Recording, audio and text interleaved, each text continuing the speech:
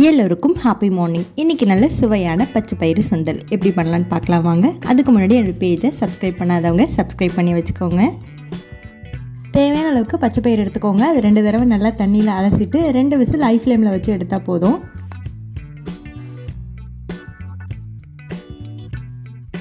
ஒரு கடாயில் கொஞ்சமாக எண்ணெய், கடுகு, கருவேப்பிலை, காஞ்ச மிளகாய், வெங்காயம், மாங்காய் இதெல்லாமே நான் ஆட் பண்ணியிருக்கேன். நீங்கள் கேரட் கூட ஆட் பண்ணிக்கலாம். மசாலாவுக்கு கொஞ்சமாக மஞ்சள்தூள், மிளகாய்த்தூள், கரம் மசாலா, உப்பு இது எல்லாமே ஆட் பண்ணியிருக்கேன். இது எல்லாத்தையும் ஆட் பண்ணி நல்லா வதக்கிக்கோங்க. இது நல்லா வதங்கினதும் அது கூட வேக வச்சுருந்த பச்சை பயிரையும் ஆட் பண்ணிக்கோங்க. நான் கொஞ்சமாக தேங்காய் திருகி வச்சுருக்கேன், அதையும் ஆட் பண்ணிக்கோங்க.